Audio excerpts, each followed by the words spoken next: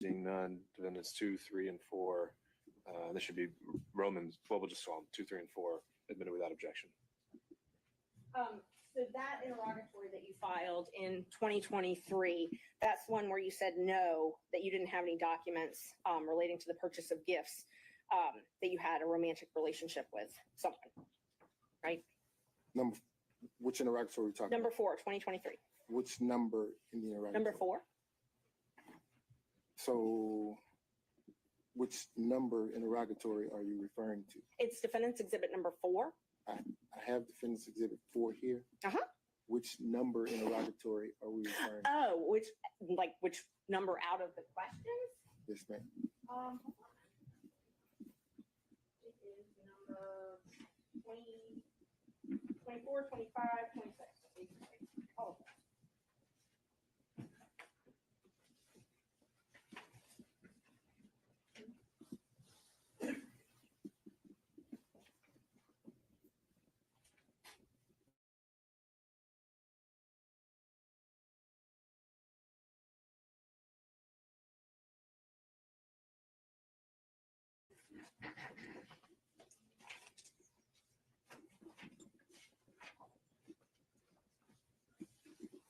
It's supposed to be number.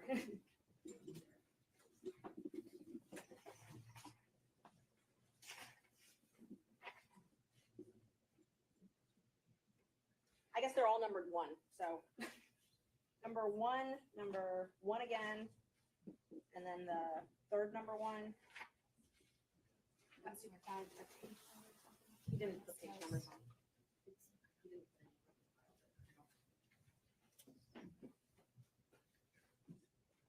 I don't know how to tell you what number 1, because when you responded, you put number 1 on all of them. You So just point to it.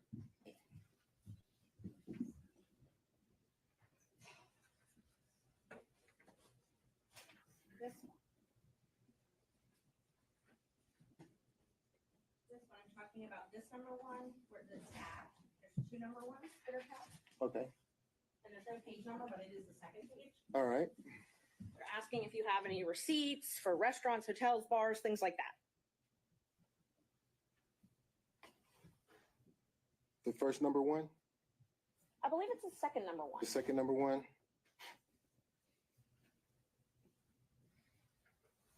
Okay. So it asks you if you have any receipts for things like restaurants, bars, hotels, things like that, where you accompanied a member of the other sex romantic partner. Correct? It says identify any and all occasions. Okay. And so it says to identify any and all occasions where you entertained a member of the other sex, okay, who's not related to blood, Mhm. and including dining, drinking, restaurants, bars, pubs, hotels, all of that. Okay. And what was your answer to that?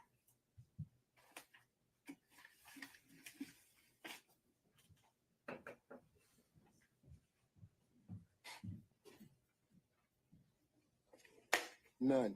None. Okay. So May 30th, 2023, you prepared this document, I did. submitted it, I did. and it says none as far as entertaining a member of the opposite sex. It does. Okay. No hotels, no bars, no restaurants. Correct. You again updated that. Let's see. You updated it on December 22nd, 2023. And I'm going to mark that as defendant's number 5, and I have copies. Is that correct? Yes, ma'am. Okay. And then you updated it once again on January 26th, 2024, correct? Yes, ma'am. Okay, that one. May I approach the witness again, Judge? Is that what you're marking as defense exhibit 6? Yes, Judge. I'm marking number 6 is the January 26th, 2024 interrogatory, and then that one. And then number 5 is the December 22nd, 2023 interrogatory response. All right. Are you tendering those at this time? Yes, I know. All right. Any objection from any counsel to defense exhibit 5 and 6? Yes, no objection. Thank you, Ms. Cross. Seeing none others. Luckily, I have time for you. So now that you have those, let's just talk about those for a minute. those were verified, so sworn under oath. Mhm. Okay. And one of them was December 22nd, and then of this last year, so last December, and then one was just recently submitted in January, right? Mhm. Okay.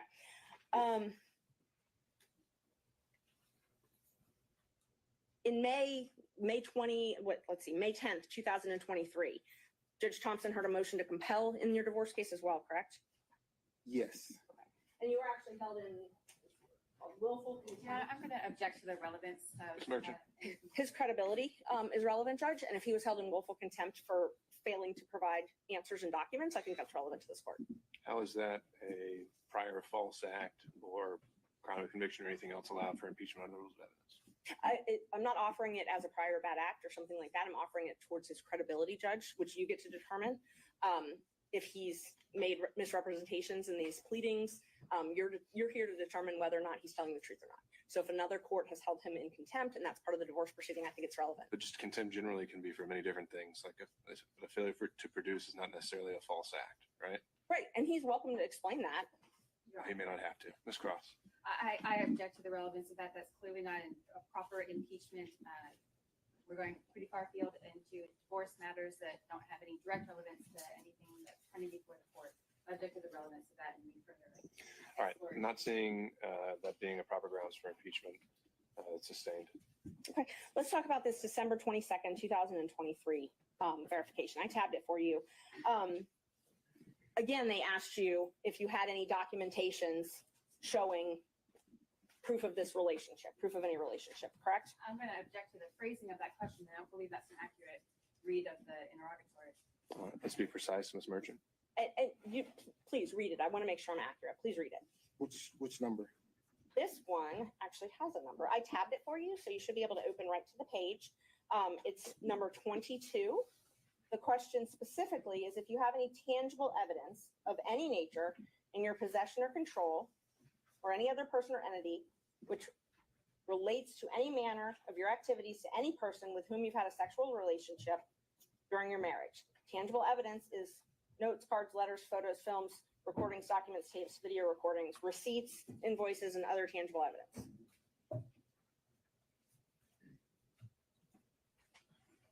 Yes. And you answered that you did not have any documents to that effect, correct? Correct. And that was on December 26th. Life-saving care shouldn't cost you your life savings. If you've received an unexpected bill for emergency. When was the motion filed? January 8th, 2024, when I filed the motion to disqualify you and alleged that you had a romantic relationship with Miss Willis. Yes, ma'am. After that, you updated these responses, correct? Yes, ma'am. And so your new responses, you now changed your answer from that you didn't have any of this to you're asserting the privilege under 24-5-505, correct? Yes, ma'am. And both of these are under oath. Yes, ma'am. You also updated your response to the question about spending time with someone other than your spouse for dinner, drinks, things at restaurants, bars, hotels, or the other person's home, correct? Yes, ma'am. So in December of 2023, you said no to all that. And then in January, after I filed my motion, you said privilege to all that, Fifth Amendment privilege. Yes, ma'am. And just to be clear, was it? Sorry, I'm going to object to characterization of Fifth Amendment privilege. I think it was a statutory privilege, and that's That's what I quite was- different. That's what I was just about to ask him. So that privilege covers infamy or Fifth Amendment privilege, correct? So it's a privacy privilege is what I updated my response to do. Once you filed your motion to intervene in my divorce action, I then figured that you were in talks with my former wife's divorce lawyer. Okay. And because of that, I asserted a privacy privilege because I didn't want the proceedings of my divorce to bleed over into the proceedings in this case, which is the case that obviously you're involved in. So your answers in December of 2023 that you didn't have any documents about any travel that you took with Miss Willis, that wasn't true though, correct? They didn't ask me about any documents regarding Miss Willis. A romantic partner. They asked you for documents regarding a romantic partner. So I'm sorry, I inserted Miss Willis's name. Let me rephrase the question. They asked you for documents about travel with a romantic partner in December 2023. And you under oath said you did not have any of those, correct? I did not. Okay. And they asked me about gifts. Right. I've never purchased a gift for Ms. Willis. And they asked you about receipts for dinner, receipts for drinks, hotels, bars, and restaurants. And you said you did not have any of those. I did not and do not have any receipts for any of those things. Okay.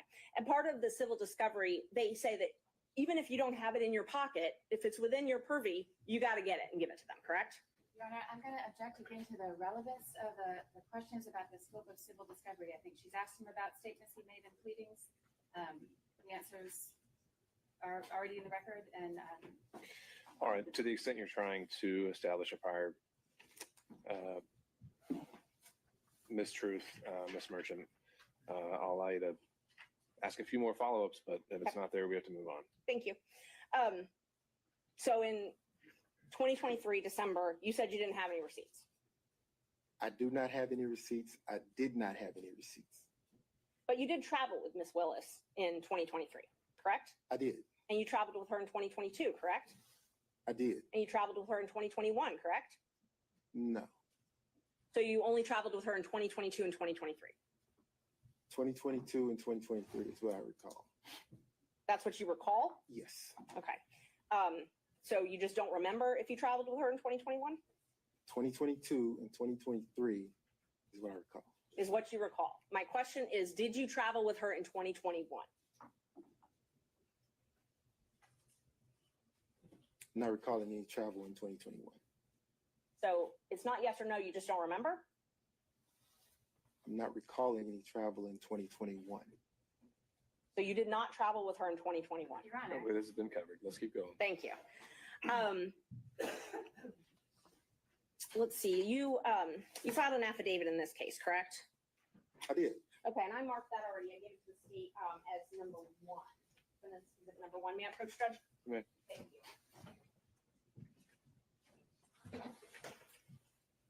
In that affidavit, you swore under oath, correct? Yes, ma'am. And in that affidavit, you swore that, well, first of all, do you recognize the affidavit? I do. Okay. Did you sign the affidavit under oath? I did. And you gave this affidavit specifically to refute the allegations that I had raised. Yes, ma'am. Nobody forced you to sign this? No, ma'am. You chose to sign it, I did. and you signed it on purpose to admit into court to I did. refute allegations? I did. You signed it specifically to prove that you were not in a relationship with Willis prior to November 2021, correct? Correct. And about the scope of his attorney-client privilege, he's got an attorney who can speak for him for that, but questioning the witness, I think is inappropriate. All right, so a lot to unpack there. The question is simply that does he believe there's a relationship that exists in the terms of attorney-client privilege between him and Ms. Willis? Is that accurate, yes, Ms. Judge, Merchant? it was. I asked if he believed his relationship with Ms. Willis is subject to attorney-client privilege. Okay, I don't see why a yes or no would be barred. Maybe I'm not understanding the question. If the question is, does Mr. Wade and District Attorney Willis have an attorney-client relationship? It is not. There's no foundation for that. If the question to the witness is, does his relationship with District Attorney Willis impact his attorney-client relationship with his divorce attorneys? That I don't think is an appropriate question for that witness. First, first I believe is a proper phrasing. The second, I think there's been a representation that Mr. Wade preserves and doesn't waive anything, and so I think asking him particular questions in order to potentially backdoor a waiver is inappropriate, and that's my question. All right, if we're just trying to, again, assess where a privilege does or does not exist, and we're not actually getting into it, I think we can establish those, parameters. But Ms. Merchant, can you rephrase the question based on that concern, and we'll see where we are? Yes. Do you believe, that your relationship with Ms. Willis is subject to an attorney-client privilege? Not if you and Ms. Willis have one, but do you believe that that relationship is subject to one? I'm going to object to that question as it's phrased. In what context? Any conversation with his attorneys is privileged. That I think is clear. What's not clear to me from that question is Ms. Merchant asking, in the context of your communication with your attorneys, is that, or outside that context, is it? Right. And Ms. Merchant, I think we need to figure out what are we getting at with this? I'm really just not trying to figure out if understanding. he thought that their relationship is subject to an attorney-client privilege. I mean, it's been asserted. I think it's going to be asserted, and that was all I was asking. I mean, the actions themselves wouldn't be an issue. It's more If communication. someone At Mint Mobile, we're always looking for innovative ways to save you money so you can keep paying $15 a month for premium wireless. That's why instead of hiring an expensive director for this